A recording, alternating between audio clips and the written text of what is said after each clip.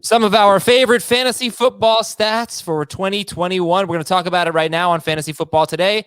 And to do this, we've got a couple of statty guys, Chris Towers and Heath Cummings. Hello, stat friends. Hello. Hello. I feel like, everybody who plays fantasy football is a statty guy. The whole game is stats. That is true. That is true. Welcome to the show. This is the Wednesday edition. We're recording this on Tuesday afternoon, so there will certainly be some big Aaron Rodgers rumor tonight. It won't be on the show that you hear, it'll be Tuesday night. You won't be on the Wednesday show. Heath, good day. Did you guys see the picture? Because Chris brought it up, and I had never seen it before. Like the side by side Chris had posted, I think, of me and Aaron Rodgers at one point. The picture of him today in the sunglasses. Forget the sunglasses. No, you guys are turning into one another. I had multiple people tag me in that and say Heath's playing quarterback for the Packers this year. Absolutely. Yeah. You guys have turned into the same person. I assume that means that I'm getting better looking and he's getting worse looking, but sorry, Aaron. You could both be getting worse looking, and you could just be meeting somewhere.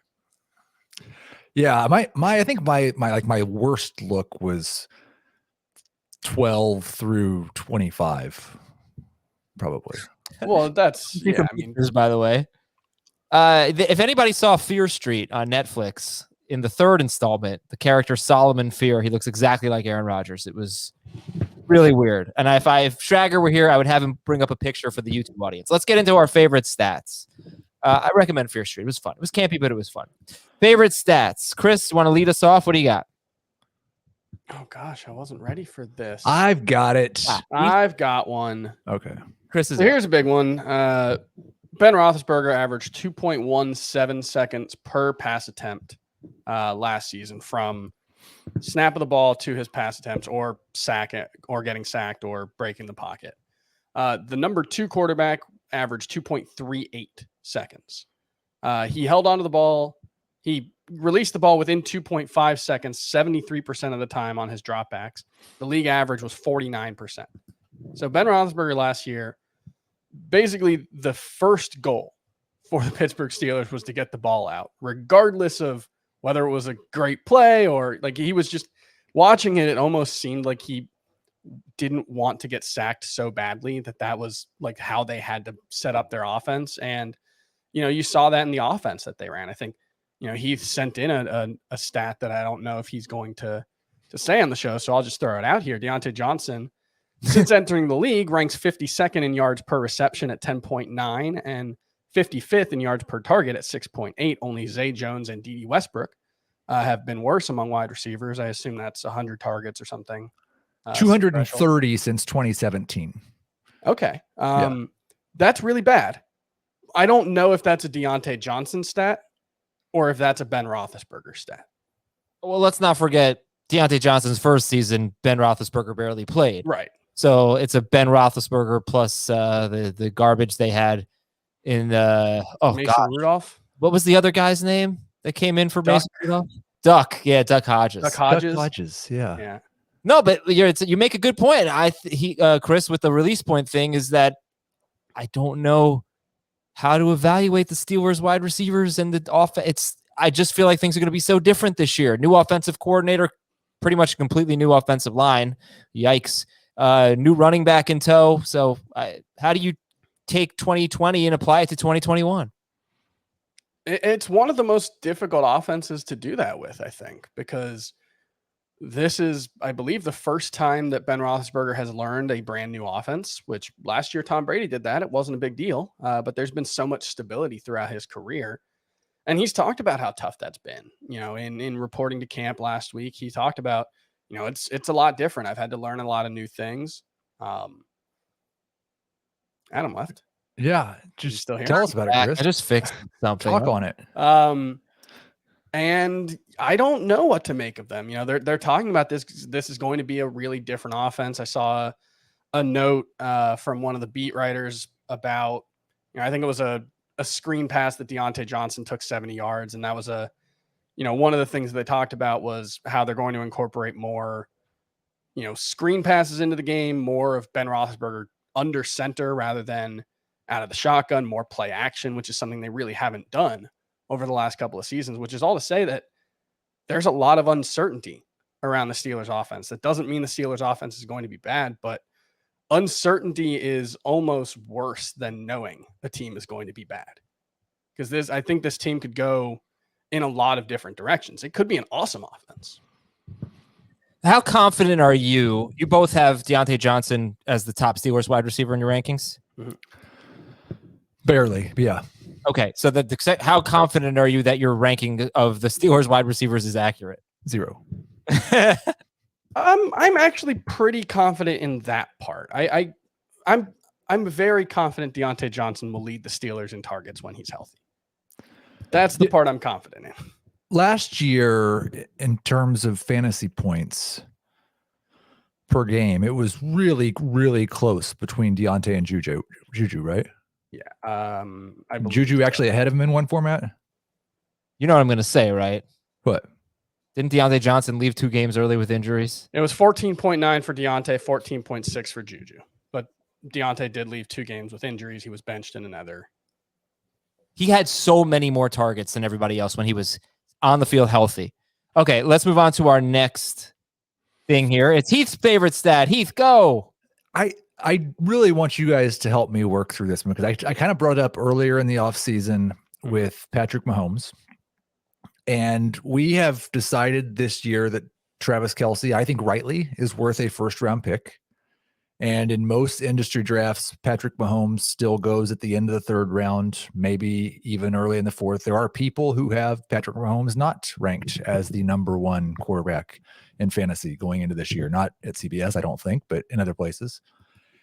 The difference between Patrick Mahomes and the number 2 quarterback was over the past 3 years on a per game basis, 2.58.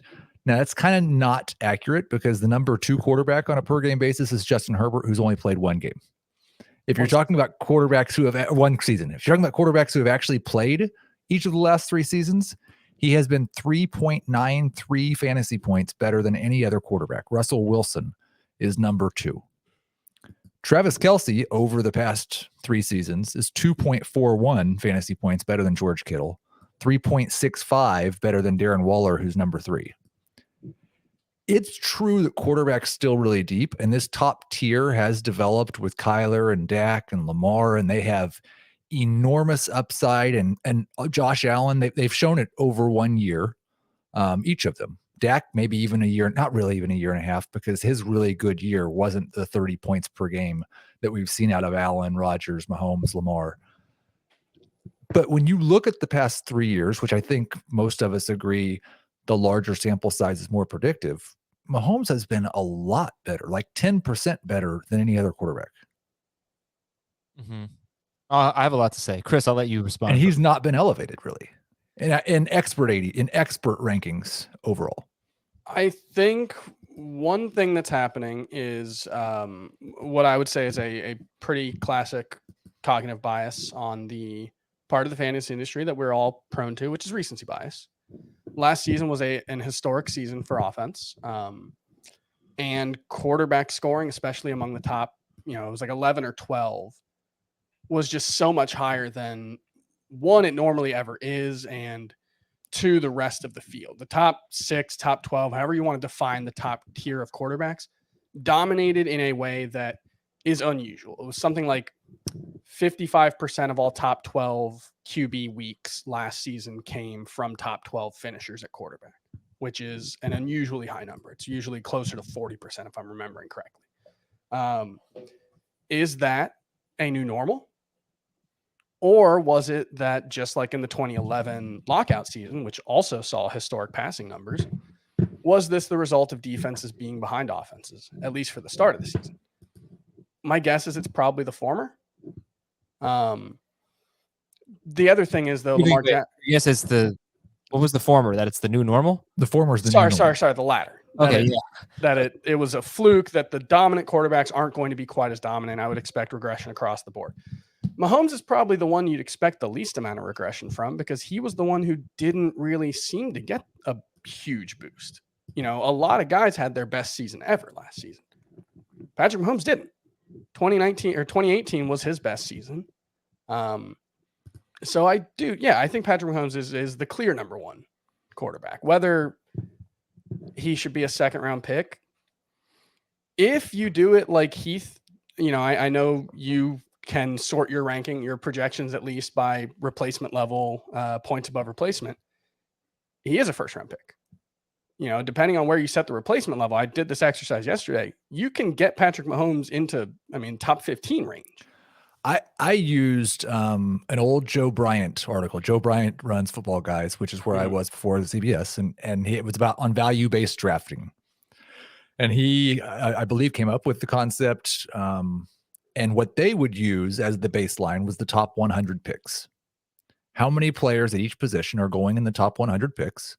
That is your baseline for production.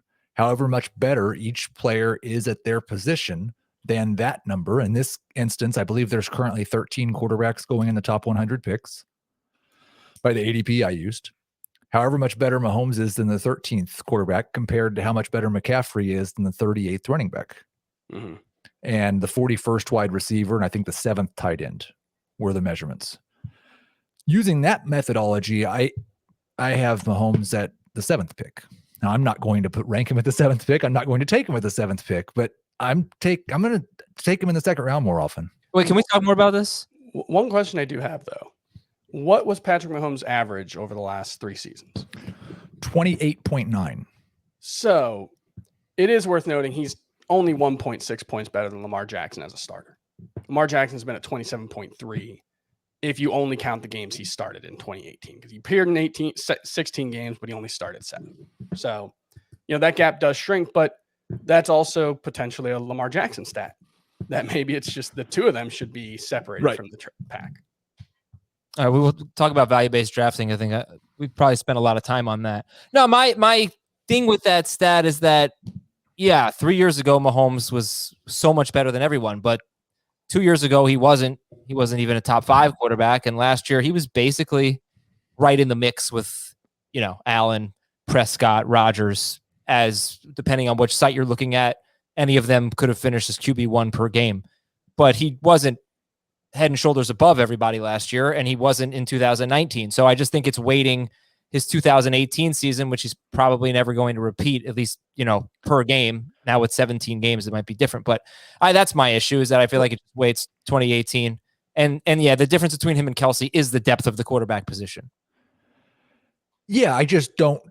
The depth of the quarterback position, it's easy to draft a late. We talked about this yesterday. It's very easy at quarterback to draft a low-end starter. You don't have to draft one until the last round, and you can draft somebody that gives you low-end starter production. Yeah. If you're looking for what the top 3 or 4 guys are going to give you, quarterback's not very deep. Quarterback, yeah, I think it's either 5 or 6 deep. You can make a case for other guys. You can make a case for. I can make a case. You can make a case for Burrow. 15 guys. For what? But 13 guys. Actually, I don't think I can make that case for Stafford. I can make a case for, I think, 12. I think. Obviously, okay. To be not Mahomes, but to be amazing. I love quarterback this year. And maybe it is recency bias. Maybe I'm just basing it on last year, but man, I love Burrow. Well, and he's quarterback 13. I love Brady, and he's like quarterback 10, something like that. One thing you said, and I'd like to, I wonder what the best 2 seasons of Brady's career on a per game basis are, right? Because it's so interesting. Because when he was so good for fantasy purposes, like as a top 5 quarterback, I wonder what he was scoring. Who? I'll look Brady. that up real quick. Brady. But one interesting thing you said, and I think it's probably true, that Mahomes is not likely to repeat 2018 on a per game basis. It was 2 points better than what Allen or anybody did last year. And Allen, I think those guys are no more likely to repeat their career from last year. Well, so let me just clarify. I absolutely think everybody thinks Mahomes should be the number 1 quarterback. And it's just, I just don't think he should be a first round pick. I don't think you do either. No, I think I'm taking him in round 2. You are. Okay. Yeah. I mean, look, most of us say round 3. We've been saying that. We said that last year. We probably said that the year before. I don't know, but I remember Jamie, Jamie's always like, no, Mahomes late round 3. But I looked at the Fantasy Football Today League, which he won. He didn't have the best team, but he did win it. Dave had the best team and lost in the finals to Jamie. He had the first pick. He took McCaffrey with the first pick. I don't remember who he took in 24. He took Mahomes at 25. Yeah. So he knew he wasn't getting Mahomes with his 4th and 5th pick. So he went a little earlier because I think he knew the value of having McCaffrey in his mind and Mahomes. Yeah. All right. So round 2 for Heath. Chris, when would you take Mahomes? 3rd. And I think you can start in the early 3rd. So if you want to say late 2nd, that's fine. You want to talk about a quarterback who might have been worth a first-round pick. In 2007, Tom Brady averaged 30.6 fantasy points per game. 4 quarterbacks averaged more than 20. He was basically twice as good as the number 12 quarterback that season. It was Jay Cutler with 15.6. Yeah, it was quite a year. All right. So good stuff there. I do think that we have to talk about value-based drafting. Hasn't come up enough on this show, and we'll get into it.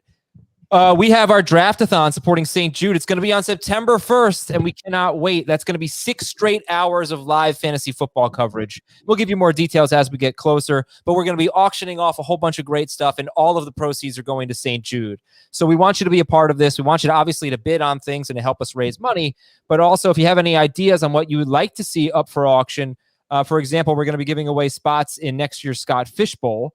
What do you want to see offered to incentivize donations to St. Jude? You can leave your ideas on this YouTube video. You can tweet at us. Or you can send an email to fantasyfootball@cbsi.com. Fantasyfootball@cbsi.com. That is the letter I. Email of the day comes from Jared from Atlanta. Could y'all discuss how your approach may differ or stay the same with half PPR compared to non PPR or full PPR? Thanks and good luck with the podcast awards. Well, thank you. You have a few days left to vote for us. podcastawards.com. It'd be a little unfair if it was a CBS Sports URL, right? podcastawards.com/app/sign up. Please go there and nominate Fantasy Football Today in the sports category. So this is another question that we get a lot. What rankings do you use for half PPR? How do you change your strategy for half PPR? Heath, what's your answer? So we're not talking about non PPR, just half PPR. Well, I say the answer, that question is about half PPR, but if you want to compare it to how you would, What I would say is non. All the things that I say about running back and not having to take one in the first couple of rounds in full PPR. I heard that. You can just throw that away in non PPR. In non PPR, probably 14 of the top 16 picks or something should be running backs. There's a reason that we came up with the idea of PPR. It's because, as the kids say, running back was too OP. Half PPR mitigates that just a little bit. Chris is just I can tell Heath has a son who plays first person shooters. Yes. Very good at it too. He has an Instagram with more followers than I do on Instagram. But anyway, like half PPR, I generally use PPR rankings. I downgrade the low ADOT wide receivers a little bit from where they are in the PPR rankings. I downgrade the pass catching running backs quite a bit from where they are in the rankings. But other than that, I pretty much just use PPR rankings. And by that, you mean the running backs who primarily derive their value from pass catching. Yes. Not necessarily. Christian McCaffrey should still be the number 1 pick. But Eckler is a one that, even though he's a first round pick, he's not as valuable in half PPR as he is in full. Yeah, I think the broader question would be, what do you do with your first 2 picks? What do you do with your first 4 picks? I don't know what everybody else is going to do.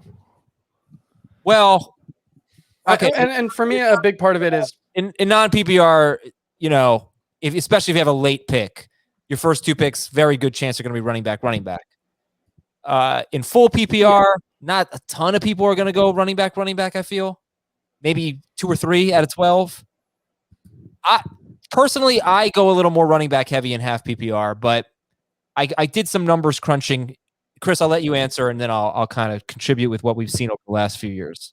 The one thing I would say is the reason you want to take multiple running backs early in non PPR is, one, they're going to score more than the wide receivers. Wide receivers are penalized more, generally speaking, in non PPR. But it's also because running back gets a lot shallower, a lot quicker in non PPR, because all of a sudden you really can only rely on those workhorse type running backs. Yeah, Josh Jacobs gets a boost and then a couple other lower end guys, but you look at some of the RB2/RB3 types that I like to take if I'm going 0 RB, and you talk about Chase Edmonds and maybe Raheem Mostert, those guys, it's a little harder to rely on them when you can't rely on the volume of the guys who are going to get 15 carries per game. So I think running back also does run out quicker in non PPR. No, but we're talking about half PPR. Right. Good point. Half PPR is half of that. I tend to look at half PPR. I don't change my view much from PPR. I think it depends more on how many positions I have to fill. I think it's a perfect format. I just feel like we all should play half PPR and only half PPR. I'm sorry. It's just non PPR is just the running. Non PPR is bad. Non PPR is useless. Full PPR. I shouldn't say that. A lot of people play non PPR. I have a non PPR league. It's still you know what a lot of people don't play? Half PPR. The one that you always want to talk about. No, that's not true, because away from CBS, that is not true. I think I'd love to know on non-CBS sites what the preferred format is. I think ESPN, it's full PPR. I just think it should be half. Like it's, it just should. I looked at, over the last few years comparing RB12 to wide receiver 12, and it's a blowout in non-PPR for the running backs, and it's a blowout in full PPR for the wide receivers, and it's pretty damn close in half PPR. Same with RB 18 versus wide receiver 18. It's pretty close, in half PPR, a slight edge to wide receiver. But one thing I did notice, and this I think is, relevant for you on draft day, if you have a late pick, let's compare over the last 5 seasons, RB 10 to wide receiver 5, because with your second pick, maybe you have the 14th overall pick. Okay. And you're thinking Mixon, Najee Harris, Gibson, or Hopkins, Diggs, Ridley. Take the wide receiver. I mean, if you already took a wide receiver, that's another thing. But it's likely, very likely, that the number 5 wide receiver is going to outscore the number 10 running back and potentially crush the number 10 running back, even in half PPR. Now, the counter to that is, over the last 5 years, the number 10 running back, one year it was Todd Gurley, and he was RB1. One year it was Christian McCaffrey, just looking at recent ADP on Fantasy Football Calculator. And he was RB1 or 2 in 2018. One year it was LaShawn McCoy, and he was RB3 or 4. Kareem Hunt. So you can hit bigger on running backs in that range. But if you don't think that your running back has that possibility to have that explosion year, I feel pretty safe saying that Stephon Diggs, DeAndre Hopkins are probably going to do better than the running backs in that range. So, and that's pretty much true outside of the first 2 rounds, at least in PPR. The running backs are always going to have more upside if they hit their 90th percentile, but the 50th percentile for wide receivers is much, much higher than for running backs once you get outside of the top 2 rounds, really. And Adam, you were right. There are sites. Yahoo is half PPR standard. Okay, I am going to put a note here in my show edit at about 23 minutes and 30 seconds. Adam, you were right. And I'm just going to clip that. I'm just going to play that a lot. All right, let's move on. We got a lot of news and notes and more stats to get to here. Here are your news items. Aaron Rodgers reported to training camp. We'll keep an eye on this. Hopefully some deal is signed soon, and we can talk about the fantasy impact. Jimmy Garoppolo is the starter with no open competition, according to the head coach, Kyle Shanahan. So in your mind, Trey Lance, when do you think he'll become the quarterback? Never? What do you think? That's kind of the problem, is like Garoppolo, it's sort of Ryan Fitzpatrick last year, where it's like he's probably good enough that he shouldn't lose the job. Like there's probably not going to be a point where Jimmy Garoppolo has like 5 interceptions in 6 quarters and has to get benched. He's probably just going to be good enough because this offense is so efficient and they're so good at generating yards. And so I think the bye week is always a decent place to peg an over under, but I wouldn't feel confident in it. Yeah. And like the other thing is it's a little bit different. And for like going back to what Chris said, it's tough to guess on this because Ryan Fitzpatrick really shouldn't have lost his job. They were a competitive football team that was worse with Tua and had to bring Fitzpatrick out in relief multiple times. The 49ers start off with the Lions and Eagles. Yeah. Then they get the Packers and Seahawks. I think they're probably a playoff team unless they have a ton of injuries like they did last year, and their schedule doesn't look particularly tough. It's either the bye or an injury for me. Yeah. Like they go 0-3 against the Packers, falling Seahawks, out of and playoff. Cardinals. Yeah, falling out of playoff consideration. Yeah. Okay, the Giants are thinking long-term with Saquon Barkley, so we know he's on the PUP list. It's all very vague right now. How much longer until everyone joins me on second-round Saquon? I think he probably should be there. There was him and Joe Judge in that. What'd I miss? Second-round Saquon. I just thought it was funny. Joe Judge and Saquon Barkley have both been super non-committal about like even week one. They're in that interview that I can't remember the ESPN beat writer for the Giants. Was it? Yeah. He spoke to Joe Judge, and Joe Judge was like, yeah, it was basically like, we're not going to put a firm, like, yes, he's going to be ready for week one. I assume he will be, but that's starting to get into the territory where you have to be concerned. And it's starting to get into the territory where Devontae Booker needs to be drafted in every league. Dave has almost joined me. Dave has Saquon 12th now. So he is one player away from second round Saquon. Jamie has dropped him to 8th. So he's moving that direction as well. Swing pick Saquon. Like, that's the thing is, even if you drop him to 15, that's basically the first round, right, Adam? Pretty much. There are 15 players that are first round caliber. Then yeah, basically. All right, listen, let's go real fast here. Heath, I'm just going to give you the news and notes. You give me a quick reaction. The Saints signed Chris Hogan. Remember when I made the too long Chris Hogan Chick-fil-A joke? No, I don't. But now I'm interested. He used to be, his nickname was 7-Eleven because he was always open. And I said, yeah.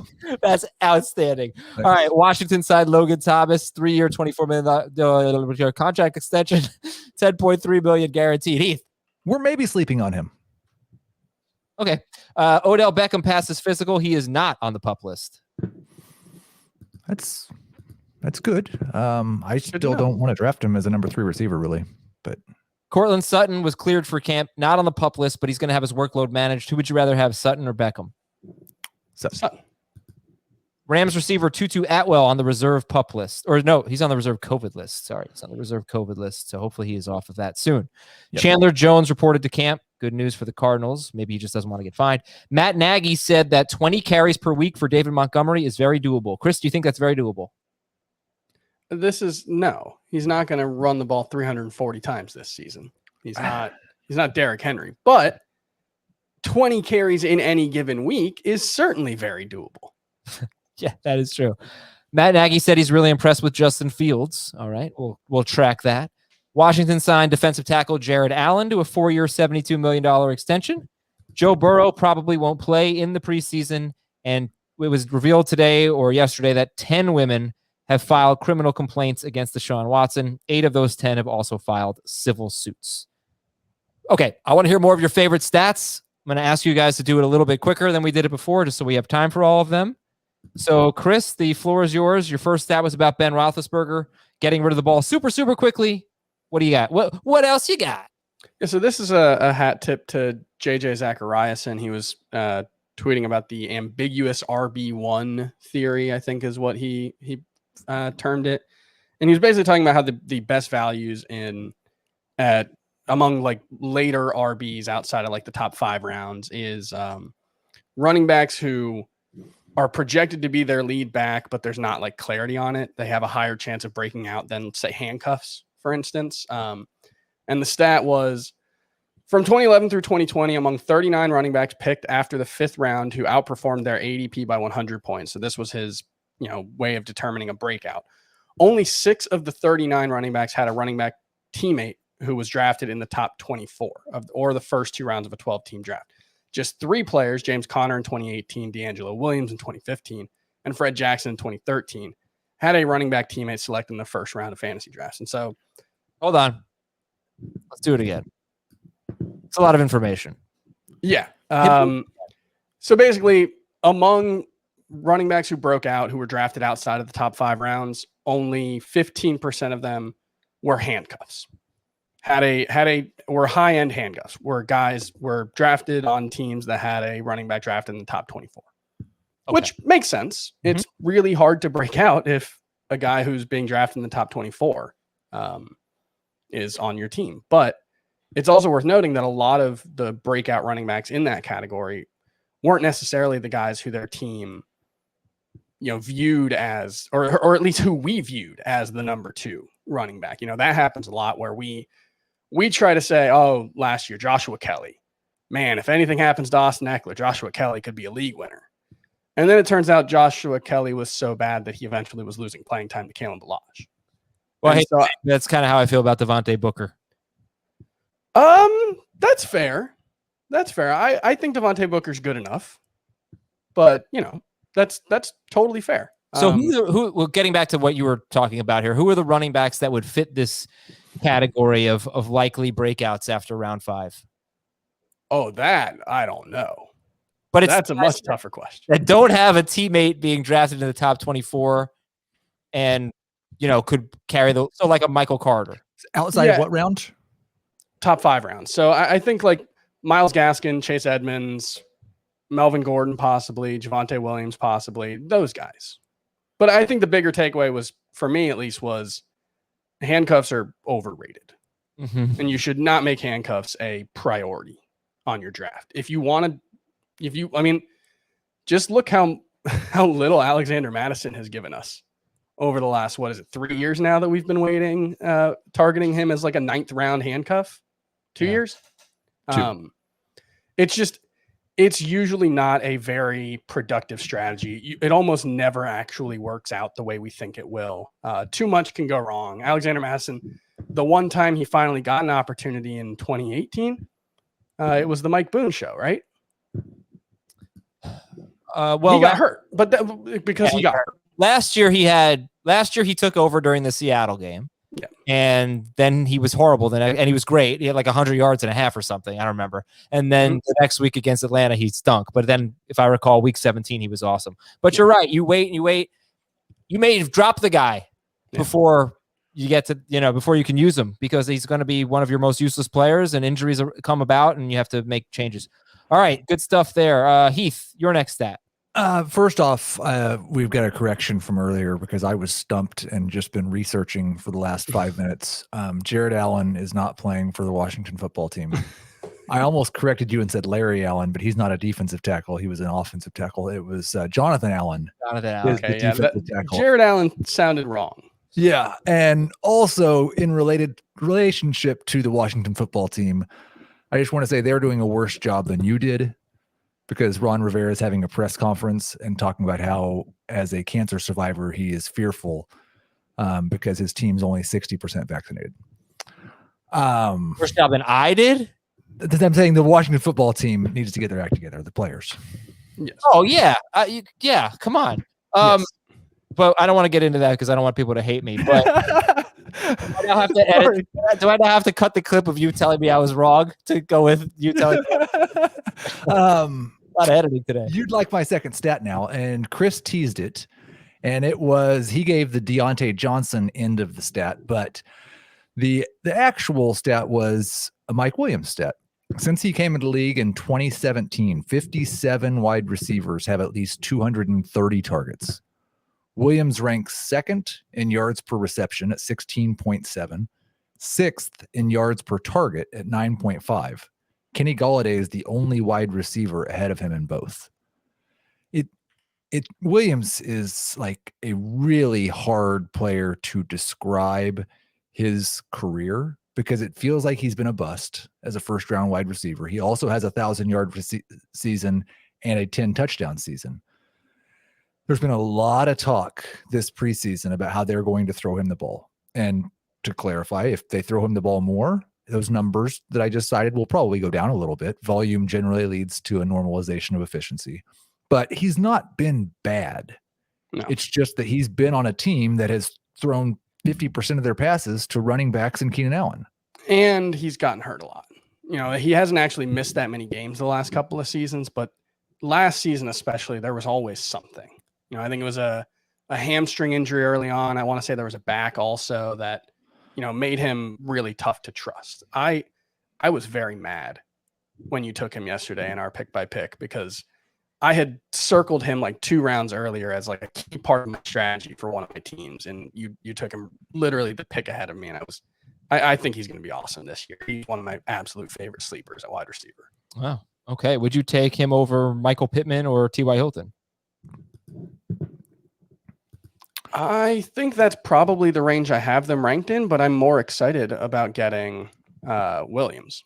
Oh yeah, your team, like, if sometimes during our Twitch drafts, I just try to draft the team that the crowd's going to like so I can be popular. And people are going to be much more excited about your team if you've drafted Mike Williams than if you've drafted T.Y. Hilton. I do have him ahead of Hilton and Pittman, wide receiver 39, right in front of Jalen Waddle. Yeah, I have him at 44. That's why I got him and Chris didn't. There you go. All right, we're going to take a quick break here. When we come back, you guys be ready. More stats coming up right after this on Fantasy Football Today. Welcome back to the Stat Show, our favorite stats. I don't know if they're actually our favorites, but they're among our favorites. They're like children. We love them all. Heath, you're up. All right. DeAndre Swift stat is what I'm going to give now. He averaged 20.4 PPR fantasy points per game, which would have tied him, I believe, with Derrick Henry for RB4 last year in the 5 games that he received at least 15 touches. Anthony Lynn's running backs over the past 5 years, the number 1 running back has averaged about 17 touches per game. The number 2 running back has averaged about 12 touches per game. So that's why when we talk so much about this committee on the Lions, I don't really want to discount DeAndre Swift for that. Of course, Anthony Lynn's going to have a committee. He's always had a committee. And for most of the past few years, he's also had 2 fantasy relevant running backs. I think Swift and Jamal Williams can both be relevant. And Swift can be a breakout and Williams can be a sleeper. Okay. Chris, you're up. Oh, I wanted to look something up, but that's fine. My favorite stat, this is one I've cited quite a bit, is just running back points on various teams over the last 3 seasons. Buffalo being dead last in the NFL. They've averaged 279.8 PPR points per game over the last 3 seasons by their running backs. That is 22 points worse than Houston, who's number 2. Arizona's number 3. The Jets are 4th, and Jacksonville's 5th. Now, you know, obviously there's changes in coaching staff in 3 of those 5 spots, but I think the real takeaway for me is, I mean, nobody really wants any Houston running backs, but Buffalo, there's this continued interest in Zach Moss, a breakout candidate, and he's so elusive, and Devin Singletary was the guy like that the year before that we were all excited about. And I think the thing that I just take away from it is just, I'm not excited about either of them. This is a bad situation for running backs. It's arguably the worst in the NFL. And like, they haven't topped 300 points as a team for the running backs over the last 3 seasons in any of them. That's really, really bad. So I don't think there's really any upside for Moss or Singletary unless they somehow, one of them gets 80% of the touches, which seems almost impossible. I can see, I do like Moss. And I just don't think, I'm not drafting him with any illusions that he could be a must start, really, that he could be a top 15 running back or anything like that. But I do think that he could get 70% of the touches. It was starting to trend that way. Down the stretch, he was getting a lot more touches. And then in the playoffs, before he got hurt, he was getting a lot more touches. So I'm interested to see what the camp buzz is. It's setting up to be all about Zach Moss, but we'll see if Devin Singletary can fend him off. The other issue, the big issue for Moss is that he's, injury. He got hurt twice. He got hurt in the playoffs, and he got hurt in the first round of the playoffs, and he was immediately declared out for the rest of the postseason. So it was a pretty serious injury. So if he stays healthy, I think he can take over. And the only thing that really needs to change for them to become start worthy is they need to get more rushing touchdowns. And they've had their opportunities. They've just stunk the last 2 years with Gore and Moss. Really, Allen's been so much better near the goal line. But if that can change and you can change, then everybody can change. For me, part of it is Rocky 4.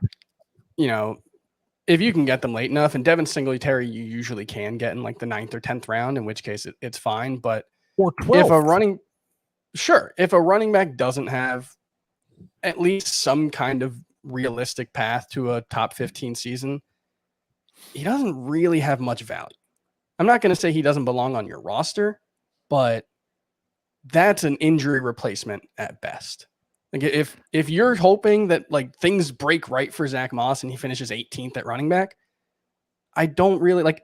There are guys I'd rather just take a flyer on. Like a handcuff? Sure. No, we just said Zach Moss is Josh Allen's handcuff, right? I think if everything goes right with your team, that's probably right. What you said. No, but I mean for Zach Moss. No, but no, if everything goes right for your fantasy team, then Zach Moss is probably not going to really make a big impact. But I just feel like throughout the course of the season with injuries, with bye weeks, there's a role for a top 18 for the 20th best running back. This is going to be frustrating for me to ask this, but I just don't know why we think Zach Moss has a chance to improve, but Devin Singletary doesn't. Okay, so Devin for me, Singletary was better. Okay, go ahead. For me, it's what I said, because I understand why you're asking that. It's the fact that they seem to be going away from Singletary and favoring Moss down the stretch and in the playoffs, and just one or two beat reporter notes favoring Zach Moss. It just feels like the momentum's there. That's it for me. And I just want to like they are the same age, like three months apart or something. Singletary has shown us more good things in his career, and the playoff. I am always hesitant with the last 4 games of a season argument. The playoffs argument is literally 7 carries and 4 targets for Zach Moss in the playoffs. But why was he getting all of that work and Devin Singletary wasn't? Well, all of that work, we're talking about like a quarter and a half. Yeah, okay. You gave him 11 touches for Moss, and Singletary had 3 at that point in the game. Singletary had 3 and Moss had 11. That to me says that, and that was a continuation of a pattern after week 13.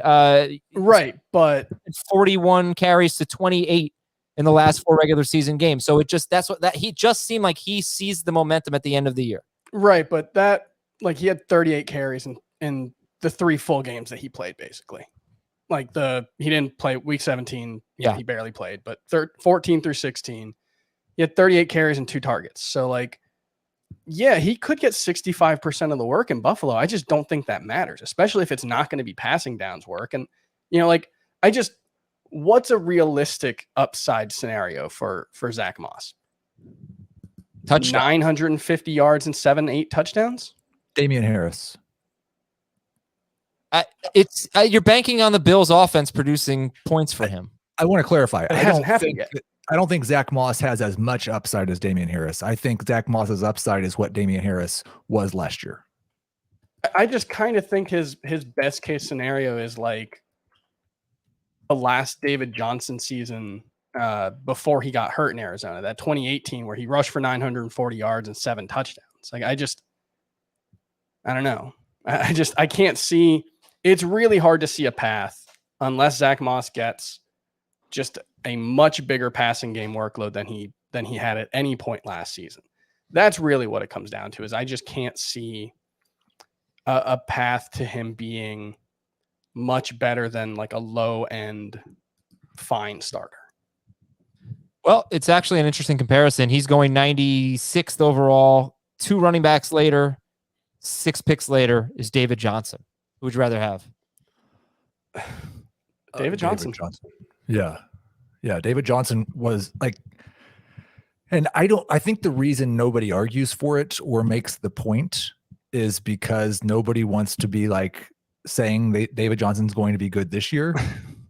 He's not going to be good. But David Johnson was actually good last year for fantasy. He had multiple really good games. Sure, yards in 12 games. Buy or sell, or true or false, whichever game you want to play. David Johnson, 103rd overall, is one of the best bargains in fantasy. Nobody wants to say that, Adam. Well, it's kind of the same thing as Zach Moss, though, where like, yeah, he can be an RB2. And at 103rd overall, whatever, who cares? He's much more likely to be an RB2 than Zach Moss is, I would say. Yeah. But yeah, I just, for me, he's a 0 RB target for me. Like, so if I'm just getting to that point where I'm like, I need a body at running back for at least the start of the season, he's someone I'm fine with. Not so much Zach Moss. Let's crush some emails here to finish the show. This one's from Aaron. Subject line: I would smoke Heath in a barbecue competition. Okay. Does he taste good? Dear Tony, Paulie, and Christopher. Yep, Sopranos. 10-team, half PPR keeper league. He wrote keeper league twice, so maybe it's 2 keepers. I currently have Miles Sanders at round 4, Tyler Lockett at round 15. I need to keep 2 players of the following: one for 2 years and the other for 3 years. So McLaurin round 3, Gibson round 8, Akers round 12, Gaskin round 12, James Robinson, TJ Hawkinson, Noah Fant, all round 12. So pick 2 of them. One you can keep for 2 years, one for 3 years. McLaurin in round 3, Gibson in round 8, and then Akers, Gaskin, James Robinson, Hawkinson, and Fant in round 12. Gibson in round 8 and Hawkinson in round 12, and I would give the 3 years to Gibson. Yeah, that's probably right. I mean, I don't. Obviously, Hawkinson's a much better deal than McLaurin. Because you're not keeping anybody in round 1 or round 2, I almost just want to take the much, much better player. But that's fair. I think the value is definitely Gibson and Hawkinson. It is a 10-team league, so McLaurin in round 3. Yeah. It's a little bit of a reach. I guess not when you factor in the keepers, but yeah, it's not like great value. Okay, and from Shane, you are my number 1 podcast. So, of course, I had to nominate you for the Fantasy Football Today. I had to nominate Fantasy Football Today in the sports category on Podcast Awards. Woo! Yeah. Round of applause. Where's my applause? Hey, thank you. Okay, Shane's question. 14-team PPR league. We start 3 wide receivers / tight ends. We do not have to start any tight ends. They don't want to, but how do you rate the top 6 tight ends in comparison to the wide receivers in that range? So it's PPR. I have the top 3 tight ends right around low-end wide receiver 1 to mid-range wide receiver 2 projected points. So they're really good. You should start them. You should draft them and start them. After that, they're more like low-end wide receiver 3s. And I'm not sure TJ Hawkinson has more upside than Jerry Jeudy, to name a guy who's being drafted as a low-end wide receiver 3. So I would have very little interest in them. I've got it right here, so I can just run through. I would have Kelsey at wide receiver 5. I would have Waller at wide receiver 17. In between who and who, or whom and whom? Kelsey is Diggs and Ridley. Waller and Kittle, I believe, are together between DJ Moore and Amari Cooper. That's pretty much exactly where I have them. It's between AJ Brown now and Robinson at 7 for Kelsey, and might be more like between Julio Jones and Tyler Lockett. Ooh, Allen Robinson, wide receiver 7. Yeah, I've come around. Ooh, boy. I'm glad Chris wasn't on the show yesterday. It would have been a long Speaking of that, we had breaking news earlier in the show. Also, Blake Bortles was cut by the Packers because Aaron Rodgers showed up. Oh, that's kind of sad. Yeah, it is. I hope he finds another job. And then Andrews, I am the Andrews guy, I think. And still, like, he's wide receiver 32 to 33 between Cortland Sutton and Curtis Samuel. Yeah. So, and after that, I don't think I have anybody in my top 50 wide receivers. Hey, listen, folks, if you want to get excited about drafting Kyle Pitts this year, don't know that this is the podcast for you. I think I'm going to have to just manufacture it. I'll be the high person. So it's like this. I don't know how many people in this pot and who are listening play fantasy baseball, but it's like Vladimir Guerrero coming into the season, where it's like the most likely outcome. The thing that probably will happen is Kyle Pitts is a perfectly fine starting tight end who is not a difference maker. But you're talking about a historic talent and not in like TJ Hawkinson was the number 8 overall pick. Like Kyle Pitts is such a better prospect than basically every tight end since Vernon Davis, at least. That 90th percentile outcome is Kittle, Waller, Kelsey. Nobody else at the position can do that. Yes, I have Kyle Pitts. We're low on Vladimir Guerrero. So I've got him on a bunch of teams, though. You do. Because what you do is, if you play in 10 leagues, you got to draft Kyle Pitts somewhere. That's exactly what I said. I think you have to. If you play in one league, you probably don't. But if you play in 10, you got to have Kyle Pitts somewhere. I like the names that he's between, so I'm just going to say it. I have him at wide receiver 58 between Mecole Hardman and Rashad Bateman. Please. Absolutely ridiculous. He would be between Michael Pittman and Marvin Jones for me at wide receiver 47. Where does it's not that ridiculous. It's not. 6 or 7s normally in the 50s in wide receivers, I think. For a second I lost focus on the game that we're ranking them as wide receivers, not like in overall rankings with scarcity involved. We were getting rid of position scarcity, so not ridiculous. Adam, you were wrong. All right, we're done, everybody. Thanks a lot for listening. Favorite stats, favorite show, good stuff. Coming back at you tomorrow with another episode of Fantasy Football Today. For Chris